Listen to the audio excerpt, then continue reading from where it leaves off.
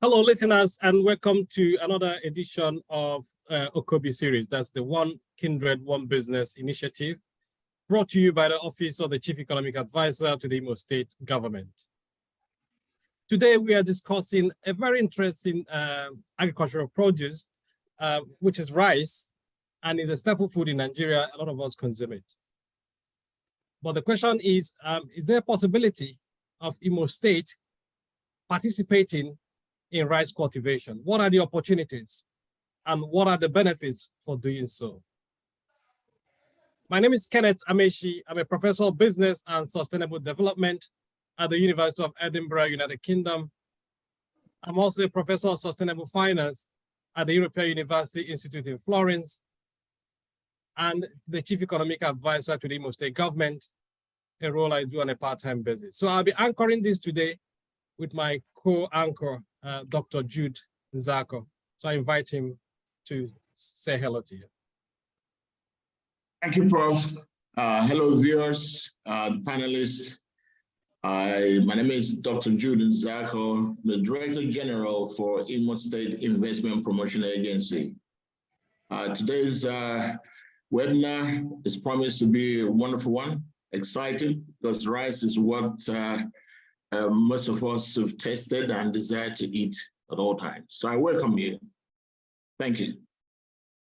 Okay, so let's go straight into it. And as we progress, we'll share with you some of our thoughts about the One Kindred, One Business initiative, which this week was endorsed by the Imo State Executive Council. So let me invite Mr. Chinedu Okere to introduce himself and talk us through some of the opportunities he sees in rice cultivation. Okay, good morning, Prof. My name's Chinedu Okere. I am currently the Managing Director of Coast Cherries Farms Limited in Anambra State. I am from Imo State. I'm from specifically Ngobala. So, and we do a lot of rice production here in Anambra State.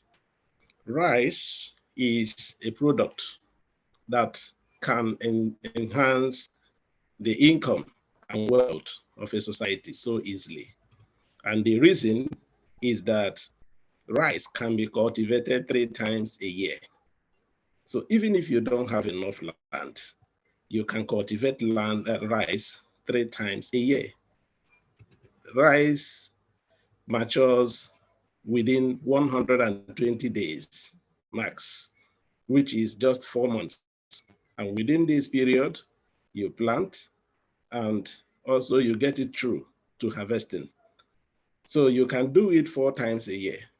And by the time you follow all the good agricultural practices, it is very possible for you to get very good yields and also ensure that you make good money from it. One good thing today is that Nigeria is estimated to have about 200 million people, and the estimated consumption of rice per capita, that's per person, is about 35 kg. And this translates to 7.5 million metric tons annually. But when you look at last year, the maximum rice Nigeria produced was only 5.4 million metric tons.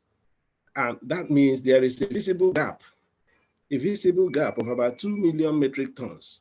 But how do we fill this gap? Then, is it through normal import? Is it through smuggling? Or is it through increased local production? I think for me personally, I would like to go for the last option, which is increased local production. Then, when we look at the environment where we are, rice can grow in almost all the agroeconomic zones of the country. The Southeast will do very well on rice. We know currently the Northwest has the highest volume of rice produced in Nigeria, followed by the North Central. But when you come specifically to the Southeast, Ebonyi is doing very well. Anambra is now doing very well. Enugu is also doing well. Imo has been lagging behind, I have to be honest. But we can collectively change that narrative. I so much thank Prof for bringing this initiative up. And this is an initiative that can help to improve the livelihood of our people. It has a lot of economic and employment potentials for our people, and put more money and more food. Okay, thank you for that nice introduction. But I'm just wondering, if people are not going into rice cultivation, how do you explain that? There must be reasons for why people are not doing it, especially in Imo State. What are some of the things you've heard about that challenge, if I may position it that way? Okay, so many people are not even aware that they can plant rice. For example, you see people going into, for example, cassava so willingly. I know when you come to Nigeria today, rice is the #3 staple food. The first is maize, the second is cassava, and the third is rice. But when you look at it, also some crops that are not really major staples, people are going to them. We have million arable hectares of arable land in Nigeria. Out of that, 6 million hectares are places where we have permanent crops. And most of these permanent crops are in the southeast, south, and southwest. So most of them, if you come to the southeast, most of the palm trees we have are beyond 50 years old. So they yield. You will see somebody who is telling you, I have a palm tree, and those palms are called, you can only harvest 1 or 2, just 1 or 2 times in a year. That is extremely poor. But when you now ask, why are people not going into rice farming? One of the reasons is that they don't know that they can go into rice farming. That is why this awareness is very important. People can go into rice farming with the usual land they have. Then, what are the requirements? One of the basic requirements of rice is water. Rice consumes a lot of water. It likes flooding, where the land is flooded. And you can see there are so many parts of Imo State that people are living around streams. People have land around rivers, around streams. All these areas have very good potentials for rice farming during the dry season. Then during the wet season, everywhere in Imo State, we can plant rice. We can plant rice. And usual fertilizer, you have your usual urea, and all these are very good for rice. I know I may not advise that people individually should go into mass irrigation, because irrigation could be expensive. But during the rainy season, we have a lot of rains in the southeast, in Imo State. So people can plant a lot of rice. What I think is there are so many people who don't know. Cooperatives, as the Okobi initiative is championing today, can also be a very veritable area for people to be taught how to do this rice farming. People need to know, have good agronomic practices training, have sustainable rice production training, and also by the time they are now planting, by the time they get used to it, we can also arrange farmers business school, and also start giving them rice advice on their phones. So okay. All these we have, yeah. Okay, thank you very much, Chinedu Okere. Let me turn over to Dr. Chineme. Doctor, you are a veteran in this space. Do you want to introduce yourself and then talk about the opportunities you see as in this regard as well? Yes, my name is Dr. Chineme Mike Anyeze. I am a consultant urological surgeon with the Federal Medical Center, where I'm the chairman of 60 farms, Umezala Mine Hime Mbano. We started doing rice from 2004 up to the moment. And we've been doing it because of the passion we have in rice. We have continued to prove that Rice can grow very well in Ehimba non-local government area. And even medical doctors and even specialist surgeons can farm. They can farm, they can do rice farming, and they can enjoy it. Just as the last speaker has said, there is enough market in rice business. In fact, all the value chains in rice is a source of income. And if families engage in it, they are going to break even if they observe best practice.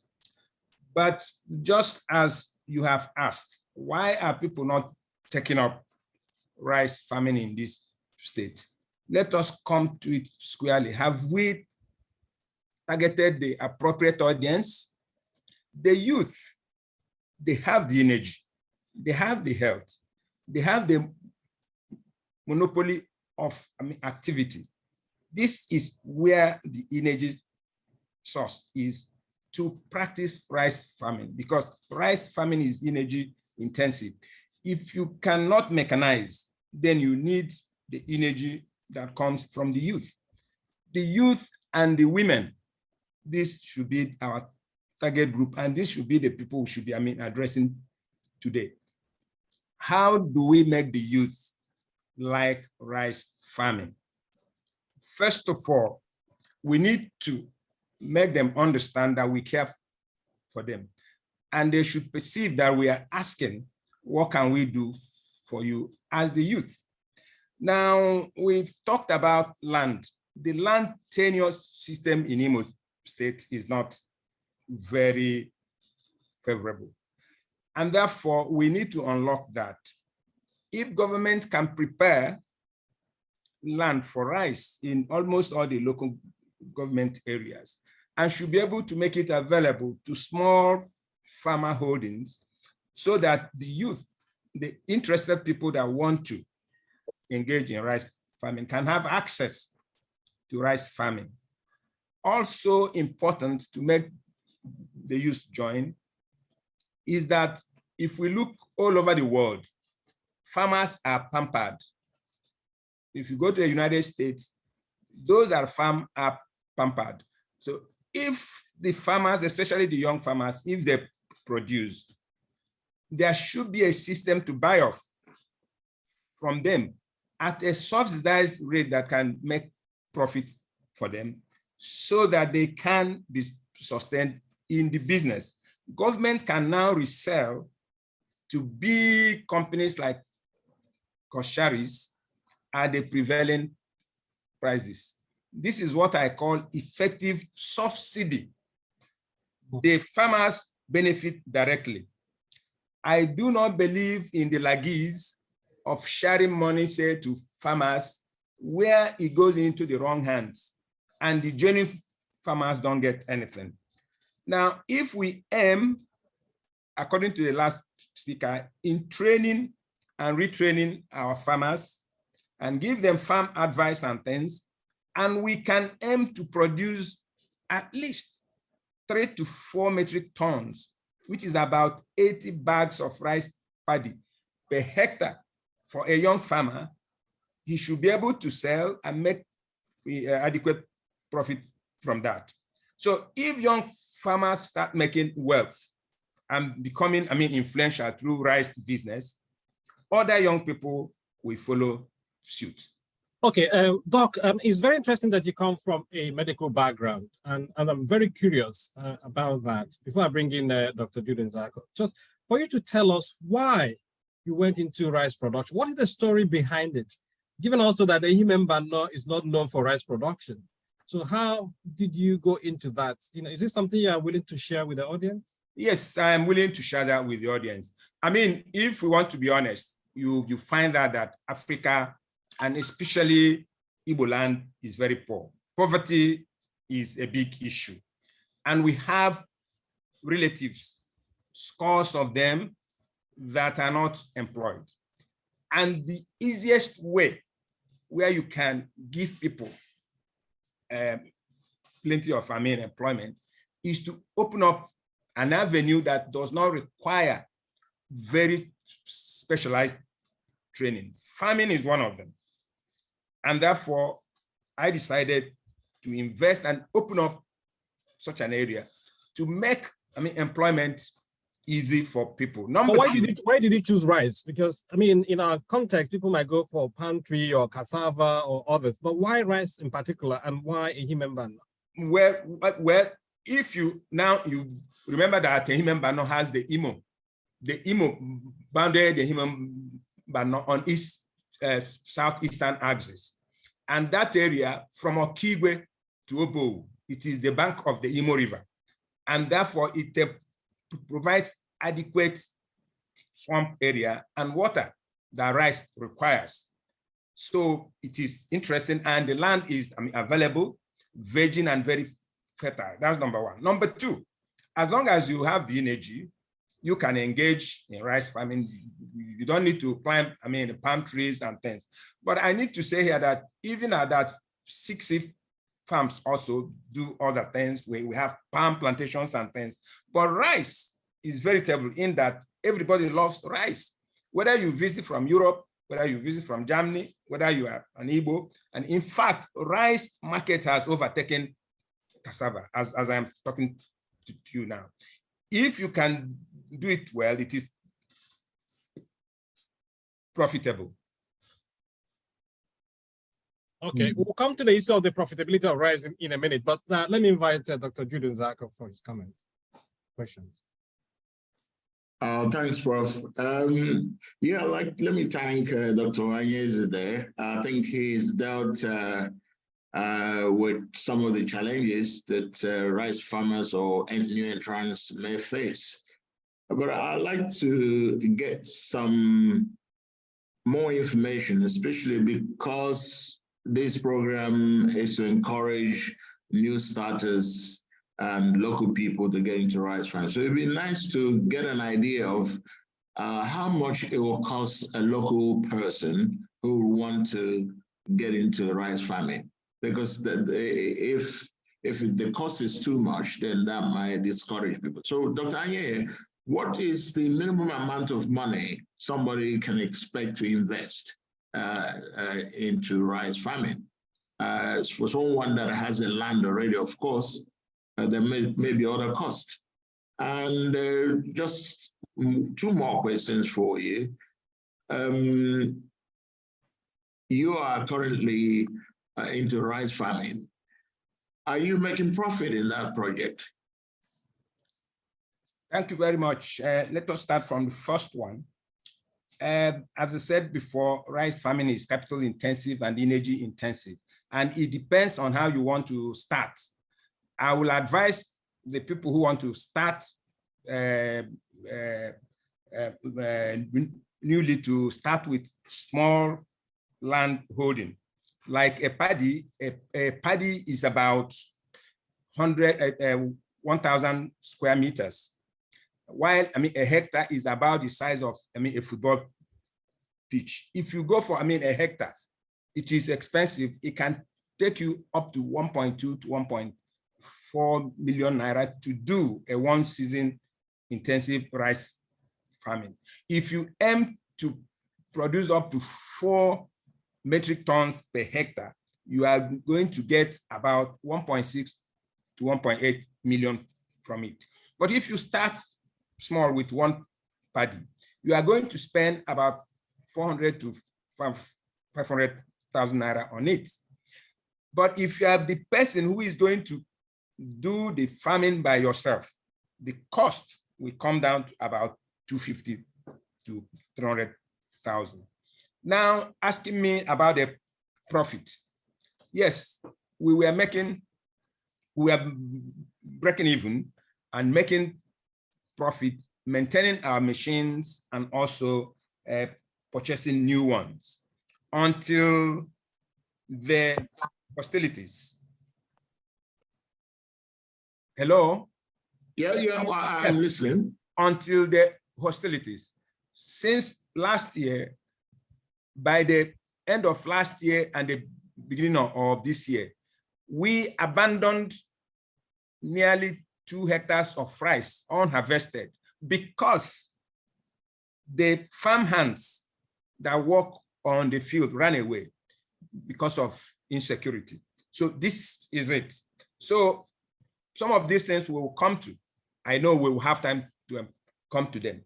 But I do know if we fix insecurity and fix corruption so that the ministries and other agencies can do the work they're supposed to do, have farm extension workers for advice and things will bounce back to when we enjoy rice farming. In the days when we stay, on the fields, and we get extension workers, and we get supervisors coming from the ministries and the ADP to come and visit the field and then encourage the farmers. It is something we are looking up to. Right.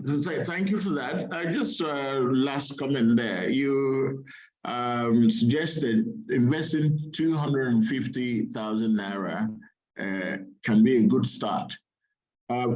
Within the 4 months, which is the initial life cycle for the farming, what sort of profit would somebody expect from that investment?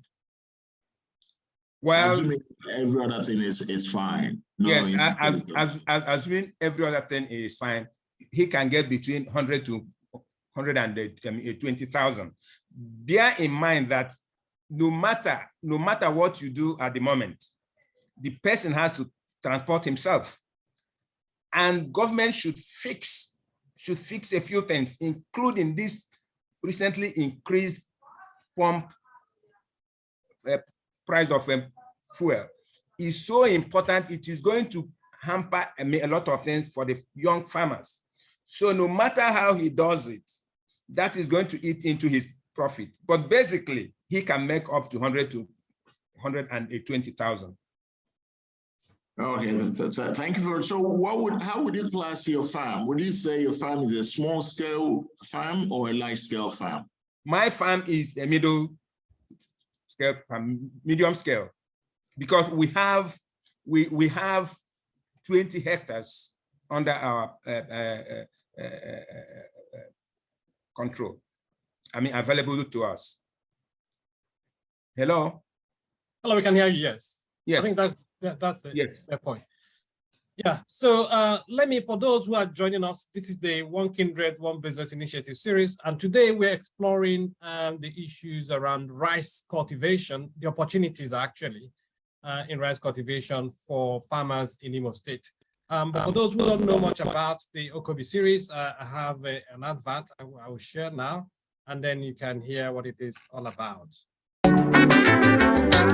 Susie, nne m ahụ gị bụ sọ mma. Ọ dị ka ị nwetala ọrụ n'oil company. Yosi nwanne m, mgbado udo o nweghịkwa ọrụ oil company m nwetara. Ihe ị hụrụ m na-amụke wụkwa aka ọrụ Okobi. Eleke wụkwa Okobi. Dịka otupenye m azụ, ahụchiele m anya, ahụ m chọrọ enyemaka. Ya bụ na ịnụbeghị maka Okobi. Ngwa gee ntị. Okobi wụ atụmatụ ọma gọọmenti hiwere iji kpochapụ ụbịam na-akpụ ndị mmadụ isi aghara aghara. Okobi ga-ekewapụta ohere ọrụ maka gị o, maka ọha obodo gị niile. Naanị legharịa anya gburugburu gị, chepụta nnọọ ihe ọbụla gị na ụmụnne na ụmụnna gị, ndị enyi ma ọ bụ ndị obodo gị nwere ike ịgbakọta aka mepụta ya mma, dịka ịzụ ọkụkọ, azụ, oke bekee, ịkọ pineapple, ịsụ mmanụ nkwụ ma ọ bụ mmanụ aṅụ na ọtụtụ ihe ndị ọzọ dị iche iche. Unu hazicha usoro eji eme ya ka ọ bụrụ ihe ga-amịpụta ego. Unu agbapụzie ya ọsọ gaa kpọtụrụ onye ji ọkwa Chief Economic Advisor n'ọchịchị steeti Imo. Ọ ga-agbazi unu olu nye unu ntụziaka, hazie ụkpụrụ a ga-eji mee ya ka ọ kwụsị ike ma mịta ezi mkpụrụ. Ọ ga-enyekwa aka n'ikewapụta ohere ọrụ nye ndị na-achọ ọrụ n'obodo. Biko nye m akara ekwentị ha ka mkpụ ahụ ozugbo.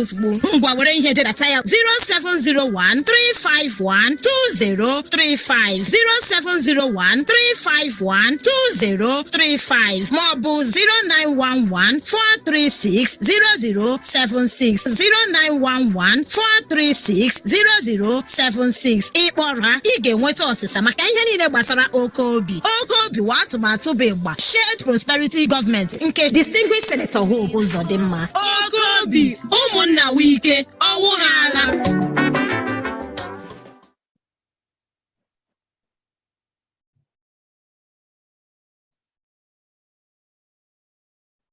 Okay, great. So welcome back, everyone.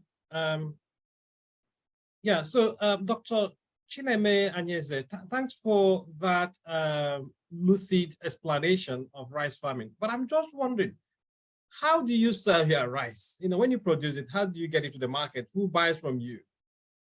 Thank you very much for the question. So many people already know 60 Farms. The market is there. Both the local people buy from us, from the local market, we sell off our rice. In fact, the rice is booked. It is booked, both civil servants, retailers, they ask us about the rice and they come for our rice from December. So even as I'm talking to you now, people are still asking me about rice, about our rice. So because we process a meal, there are times we have sold paddy rice. There are times that if we don't have all the time to process, then we can sell some of our paddy rice. But recently, we are no longer selling because we have built up the capacity to process our rice. Really? Well, so can you talk us through the process? You know, one thing is to plant the rice, because many of us may be new to this whole idea of rice cultivation. What does it look like in practice? Okay, to practice rice is something, as I've said, is very time intensive. So you clear the field between the months of February to March. If you have tall trees and things, you bring them down.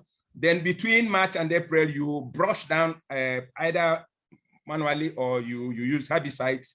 We use broad spectrum herbicides. And by May, June, for upland, you can start to broadcast or spot plant your rice.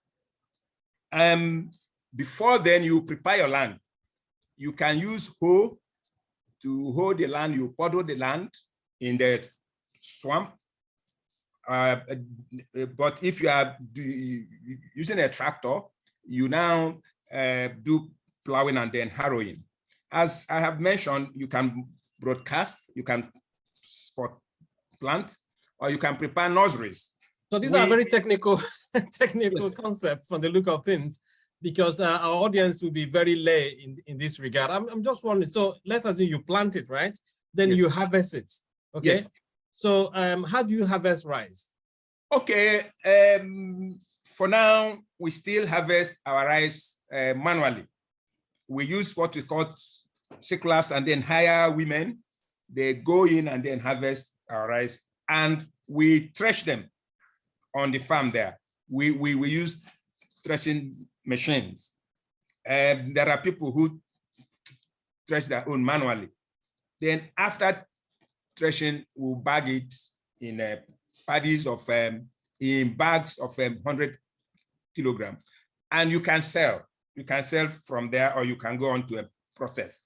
When you want to process, you parboil your rice, you dry it. When it is dry, the appropriate humidity, then you mill. You send it to the mill and mill. For many machines now, they have destoner, integrated in them.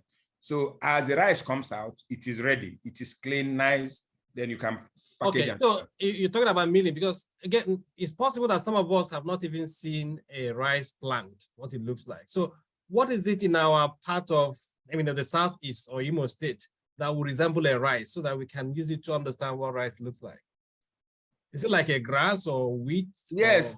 Or maize? What does it look like? Rice is like, a tall grass. It is like, a tall grass. It is in that family of a tall grass. Okay. Yes. Okay. Fantastic. So let me go back to Chinedu Okere. You work for Coscaris. Do you want to tell us what some of the initiatives you have in the Southeast in particular to encourage smallholder rice farmers? And if you also see any opportunities for smallholder farmers in Imo State? Okay, thank you very much, Prof. Here in Coscaris Farms, already we have 2,500 hectares farmland we use for rice, mechanized rice production. And also we have seen that is not enough to feed our meal Our mill is an ultra-modern mill that has a capacity of 40,000 metric tons. So in trying to feed this mill, we see that we have over-dependence on the open market, and especially from the north. So we decided to look more inward, down south. So currently, we partner and we support smallholder rice farmers. These smallholder rice farmers, first of all, need to form themselves into cooperatives or community associations so that it will be easy to talk to them. It will be easy to train them. Currently, we have 5,000 of these from Anambra State. We have 4,000 in Ebonyi State and 3,000 from Cross River, Ogoja specifically. And then we don't do this alone. Immediately we talk to a community and we see the interest of that community, and we see that they have already started producing the rice.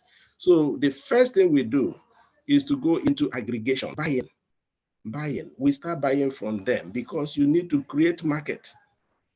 Currently, a metric ton of rice, a metric ton of paddy, rice paddy, it costs between 380,000 to 400,000 as of today. So that is a lot of money.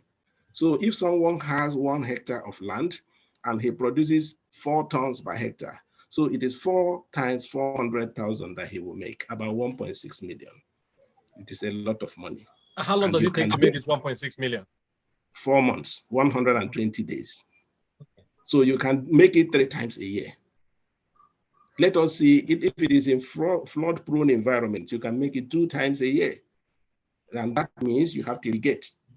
If you cannot irrigate, you make it once a year. That is a lot of money. And again, with the very important rice advice, sustainable rice production trainings, and also good agronomic practice trainings that we give to the farmers, they will be able to maximize, to optimize their use of inputs. Okay, Chinedu, why are you are in Anambra, you are in Ebonyi, Enugu, Cross River, but you have not done a lot in Imo State? Whereas in Imo State, we know that the Olu North, that is Arondizogu side, right? So they produce rice. Ihitu Boma as well produces rice. And we now, Dr. Chineme Anyeze talked about Ehimembano. So why don't you have anything in Imo State? Or what can be done to encourage you to be in Imo State, to tap into or to see opportunity in Imo State as well? Okay, yes. We have been trying to assess the farmers in Imo State. I know, okay, we try to go to Arondizogu because the major rice hub for Imo State, and also Ihitu Boma. We also have some pockets of rice farming going on in some other places, so Risheze in Ngopala, and then we have also like Ehimembano, as Dr. Anyeze mentioned. So we've been trying to reach these people. I also tried to reach them through the Rice Farmers Association of Nigeria, which I belong to, and also Rice Processors Association of Nigeria, which I also belong to. And it has not been easy to see full cluster of people that are ready to do rice. When you look at the volume we require, we don't just need 2 hectares. We don't need 1 hectare. We need a whole lot of people who are consciously making good effort to be in rice production. We need massive output. No, I'm still challenging you here. Just sorry to put you on the spot. You've been able to do it in Anambra. You've done it in Enugu. Yes. You've done it in Cross River. So why can't we do it in Imo State?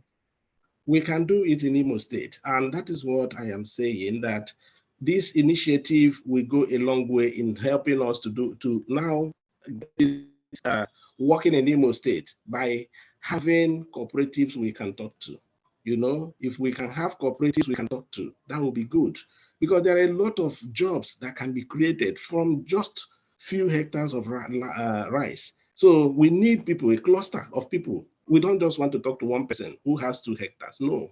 Okay, so what you're saying is that it's for you to talk to this rice farmer, they need to find a way of organizing themselves. Is that correct? Definitely. Okay, fine. So let's bring in Dr. Jude Nzako. Thanks. Just Okay. All right. Now, the Kocharis guy there is on all these places.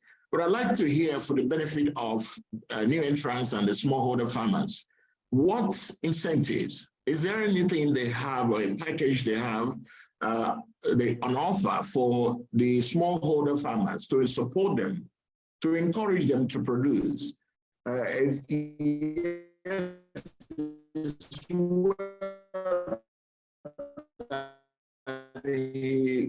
He's talking to them to buy from, assist them to start and produce more so that he can buy. Yeah, thank you very much, sir. There are lots and lots of incentives. Currently, we brought in IDH. IDH is a Netherlands Agri Support Agency to support the farmers in Anyamelum local government area of Anambra State. And they are currently doing that. They have been doing that since 2020. And with that, we have been able to improve the yield of the farmers there. When we came in, the farmers were producing barely 1 ton per hectare. And today, they can boast of between 3 to 4 tons per hectare. And what do? We give them training. And also remember, we have access to the Central Bank Anchor Borrowers Program. We borrow money from Central Bank and use it to support these farmers with input, but it is on loan. You pay back. They pay back. So it is not a government. It is not. We are not a government that distribute money to people to use for other purposes. So it is specifically for inputs, but these farmers must first of all organize themselves. You know. So then when you go to Ebonyi, the farmers in Ebonyi are being supported through us by USAID Trade Hub, and also the ones in Cross River as well. Why Cross River and Ebonyi? That is because these are the 2 states around here that Trade Hub chose to support. Then when you also talk about trying to enhance the volume more, the yield more in Anyamelum local government area of Anambra State, another German agency, the German agency GIZ Carry, they came in to help us to improve the yield in Anambra State. Currently, we signed up with them in the March, and we are doing that. Then we also see that one of the major challenges. To the point, let's come back to Imo State again, and based on what Dr. Judah asked you, what incentives can you create? How can you help us as a people, as a government, as whatever you want to say, grow this interest in rice? So, because here we're talking about business-society relationship. Beyond what I do in Imo State, my other area of expertise is corporate social responsibility. And I see that a lot of companies go beyond the call of duty to create the demand and also strengthen their supply chain. So it's a win-win. Like you said, it's not about charity, it's not about giving them money, because at the end of the day, you also want to make your supply chain very resilient. So what incentives can Coscaris create for Imo people to come into this? So I'm asking, giving you an opportunity to make a pitch to Imo people to say, do X, do Y, and we'll be great partners, if you see my point. Okay, yes, the first thing Imo people have to do is to have the interest. Number 2, they need to be in groups. And these groups need to have people that are trusted, that are supporting them, like in the form of guarantors. They can have religious leaders, they can have traditional rulers, but unfortunately, we don't use people that their positions have tenure. For example, political office holders, we don't use them as guarantors. So if that is done, then, and we first of all go for aggregation to see if we can buy from there. Then if we can buy, and then we can also help them to do soil testing. We usually do that in conjunction with Michael Okpara University of Agriculture in Umudike. So because you need to know the type of soil that is there to be able to enable us to know what kind of input to support them with. Because by the time you have the soil properly tested. Recording in progress. Good to know the type of fertilizer, type of area they may need. All these are things we helped them initially to do, you know. So then secondly, we no, also, Chinedu, before you continue, right? You talked about farmers being in groups and the things you have highlighted. Let me put it back to Dr. Chineme Anyeze. Do you recognize these things Chinedu has mentioned? Do you think that we don't have those groups, or he may not be aware that those groups already exist anyway? Yes, those groups have been in place for a very long time. But as I said earlier on, they need to be sustained and revitalized. We used to have many cooperatives, rice cooperatives all over the place in all the local government area. We need to go back, revitalize them, and then put more interest in them. And then most importantly, identify the genuine, passionate rice farmers. It's very important. What stops you from being in groups at the moment? Because you're already into it, right? Yes. And so what stops you from creating the sort of groups that will be attractive to Coscaris? Yes, yes, we can do that now that, in fact, Coscaris, I just learned of it this week that they're coming down in Imo State to buy rice. I didn't know before. So now that I have known that, I will now extend this information to some other groups I know that do rice. Okay, fine. So let me bring in Mrs. Jovita Agu, who is the technical advisor to the Office of the Chief Economic Advisor, probably to talk about some of the ways the office can support smallholder farmers who are interested in rice, and to make this connection between Coscaris and them, and as well as look at other possible links, because it's only by coming through the OCOBI, that is One Kindred, One Business initiative, that my office will be in a position to help. So Jovita, please, can you speak to that? Okay. Good morning, everybody. I'm quite delighted to be invited to, make my own contribution regarding what the Office of the Chief Economic Advisor is doing in terms of supporting farmers and, other people who might want to, key into this wonderful opportunity of rice business. We have quite a lot of opportunities for those that are willing to, come on board the OCOBI, which is a One Kindred, One Business initiative. And, we have quite a lot of opportunities, and then rice farming happens to be one of them. And this is quite an eye-opener, for me, I'm sure for a lot of people. I didn't know, rice could be grown in such a commercial quantity in Imo State. So for our listeners who might be interested in, going into rice farming, we encourage you to please reach out to us. We ask you to, get registered as a cooperative, and that is available at the Office of the Commissioner for Commerce at the State Secretariat in Imo State.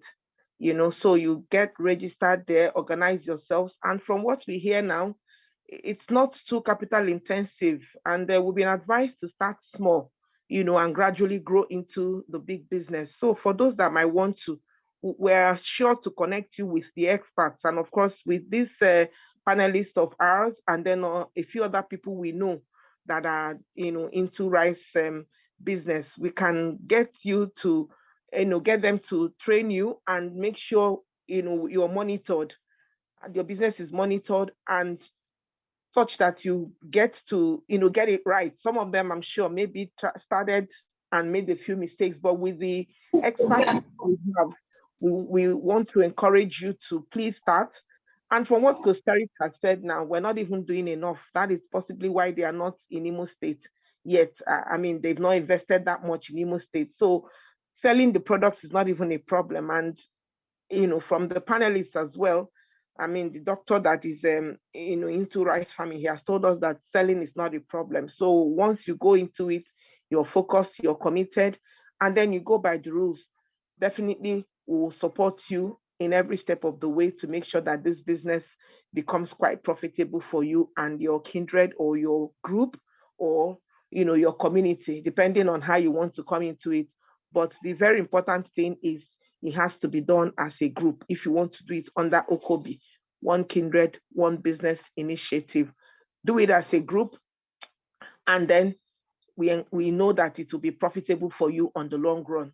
Now it is so clear that we have to go beyond one stream of income. So if we have our regular job and then we go in as a cooperative to do other businesses, we'll not only make more money for ourselves, we'll also we also get employment for those of our brothers and sisters who might not be gainfully employed at this time.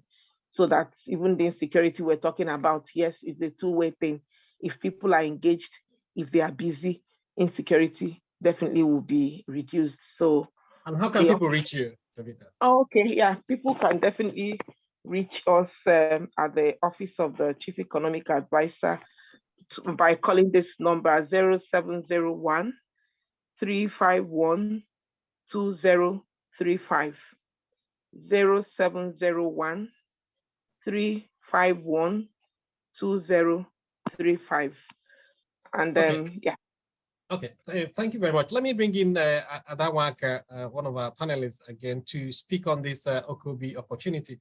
So, because you kept saying that you want people to be in groups and not as individuals. I mean, do you want to throw light on why we are emphasizing on the idea of groups as opposed to individuals? Because that question often comes. Okay, thank you very much, Prof. My name is Ades Denwaka. Yes, it is very important for people to register their businesses as joint business ventures. So it's also very good for them to come in cooperatives because it's going to make them more productive. It's going to also help them to participate in large sectors of the economy that won't be accessible to them. It will also help them to connect to well-established brands, just as Koschari's manager is saying, that they only deal with cooperative groups. So ordinarily, if they are just operating as individuals, they won't be able to access companies like Koschari's Farms and all the other ones. Also, there's also other opportunities for bigger brands that want to relate with businesses that are in cooperatives because they wouldn't want to relate with individuals. So that is what we are talking about in One Kindred, One Business initiative. We are looking at a situation where Kindred members can come together to set up businesses that are sustainable, profitable, and can create employment, create wealth, and be sustainable. That is what the One Kindred, One Business initiative represents. And like Mrs. Jovita said, it must be registered, it must be viable, it must be committed to employment creation, and it has to be domiciled in Owerri. In Imo State, you said, not over there, right? Okay. In Imo State, it has to be domiciled in Imo State, yes. Okay. Thank you. Dr. Julian Zako, please. Right, thanks, Prof. My question is for both the MD Koschari or our brother, Dr. Anyeze. I know that in rice farming, there are different species or different kinds of rice. For smallholder farmers or those who are thinking of going into that business, what would you advise to be the best species, or the fastest selling, or which one would you advise any farmer to concentrate on? Yeah, if I may say, because we are at the lower Keda, Faro 44 is long grain and it matures very fast. In our experience, 85 to 90 days, it is matured. So within 3-4 months, you are ready. You are ready to go. Especially if you have access to swamp, ude mini in Igbo language. But if you don't have access to ude, which is the swamp area, you can go for Nerika. Nerika will do fairly well in upland. And I know when Chief Okere will be talking, he will agree that Nerika does not yield as much in the upland as the Faro 44 we yield in the swamp. So with Nerika, you can get up to 2 tons per hectare. While if you are doing Faro 44 in the swamp area, you can hit 4 or more than that if you observe the best practice. Thank you. Thank you. Okay. Yeah, go ahead, Chinedu, please. Yes. Okay. Thank you, Dr. Nzako.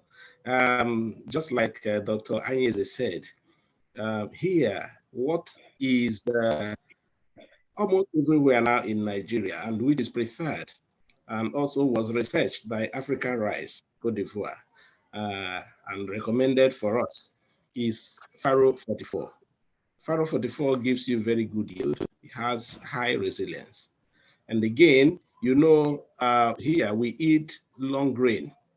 We have a lot of short grain in some zones, in some states, but that is no longer preferable. That is usually preferable for some local delicacies. For example, when you go to Yoruba land, you may see things like fada rice, so you use the short grains to do that. You have some Abakaliki rice in Ebonyi State. You use the short grains to do that. So, but the long grains is what most people prefer. And also, you also see during the milling activities, it's also easier and faster to mill.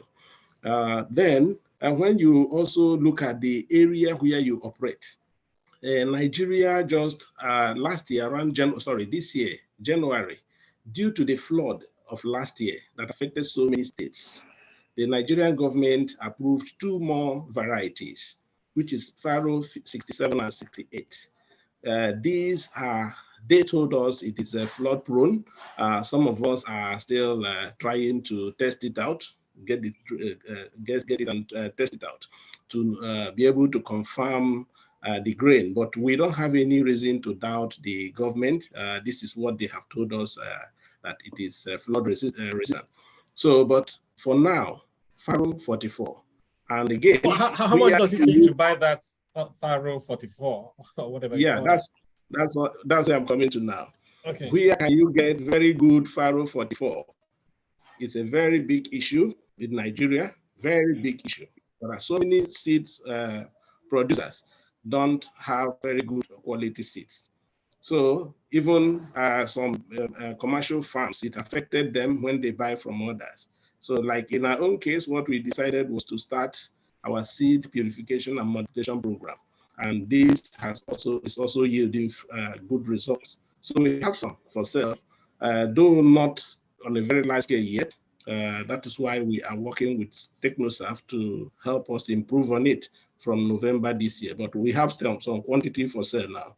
And if anyone wants to buy, he can write to info@coastcharisfarms.com. info@coastcharisfarms.com. But can you also support communities? I mean, as part of your corporate social responsibility. So some of them may buy, but you can also, as part of your own intervention and investment. Yes, corporate social responsibilities is something.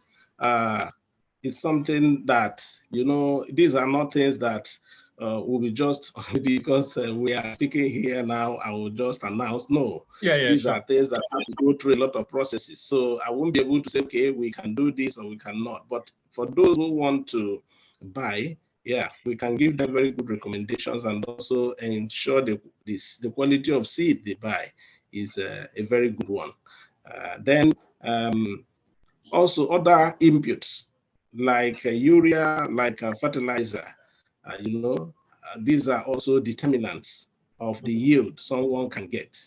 Then another major one, especially within the South here, is pest attack. Birds, quillia birds. These birds are dangerous. They attack a lot of farms and they can even eat up 80 to 90% of your yield. So it is usually important to attack them. In terms of maybe you use netting, you can use scarecrows, you can use also some other tools that have proved very effective for chasing birds. Some people also use the human beings to chase birds by maybe whenever the birds are around, you beat or blow whistle, because birds do not want anything that will change the rhythm of their own sound. So anything that changes the rhythm of their sound, they don't want it around them. They will always fly away. Okay, that's a fair point. I think what you're saying here is that as much as we talk about the opportunities presented by rice, there are also risks involved, and we need to be aware of those risks. Some of them might be natural risks, like flooding or birds. Some might also be as a result of poor infrastructure, as Dr. Anyeze has mentioned. So these are things that will need to come into play, but together we'll be able to solve these problems. And entrepreneurship thrives where you have problems, because without problems to solve, you don't have entrepreneurs to fill in the gaps. So all we are trying to do is to ensure that we motivate ourselves enough not to see the problems as constraints, but to see them as opportunities. And the more we try to address the problems, whether you're thinking about insecurity or unemployment or poverty, irrespective of how we look at these different issues, we look at them from a positive sense and optimistically that we'll be able to surmount them and create some good value out of them. So Dr. Julian Zako, I don't know if you have any parting words. Yes, it's been a wonderful session. I just want to thank Dr. Anyeze. I think making a shift from the medical profession and becoming a farmer, such combination is quite rare. I'd like to maybe join him at some point. I'd like to, borrow those tricks. Thank the MD for Kocharis. Imo State is waiting for you. Like other speakers said, don't leave, you're from Imo State. I do believe that from what you said, you can come back home and assist in helping some of our local communities. There are people that will be ready to participate in the value chain. We know you've got rice mill as well as a farm. So by the time we set up properly in Imo State, some people might benefit from any point in the value chain. So we'll be waiting for you. I'd like to thank you, Prof, for the opportunity given to our people. Okay, great. So I also thank our team, Jovita Agu, Adeze Ashaheme, Adeze Waka, for putting this together. It's always very fascinating, but time is not always our friend as well. We have 1 hour. So if you're interested in this, by all means, reach out to the office. We'll be happy to support you and also link you with the likes of Kocharis and Dr. Anyeze, sorry. So allow me then to leave you with the pidgin version of our program if you are not an Igbo person and you're listening to this, so you can have a better understanding of the Okobi. So thank you and see you next time. Chichi baby, now you be this longest time see as you dey shine. E be like say you don't get job for oil company Oil company job, ke? I no get any oil company job. This shine where they see me shine so. Now as a result of Okobi. Which one be Okobi now? I beg also for your babe I need help bad. Haba, now you never hear about Okobi. Okobi now one kindred, one business initiative. We go help wipe out poverty and create employment for you and everybody for your community. Check around you now. Use your sense. Calculate any business where you go fit set up together with your kinsmen, community members, and even your friends, whether na rice farming, palm kernel shells, poultry, fishery, pineapple production, rabbit keeping, oil production, honey production, plus other etc. Set them up as joint business with your family and friends. Then reach out to the office of the Chief Economic Advisor to Imo State Government. Him go guide you, direct you as you go take do this business go work well, bring go bonge profit and create employment for we people. How I go fit get them for phone I beg? Oh yeah, call this number. You go get all the answers where you need about Okobi. 0701 351 2035. 0701 351 2035. Or you call 0911 436 0076. 0911 436 0076. Or you book appointment to get meeting to find out everything about Okobi. Okobi, now the feature of the shared prosperity agenda of the Executive Governor of Imo State, Distinguished Senator Hobo Zodimma. Okobi, Omona Wike, Owoyala, it's green for me. Bye-bye.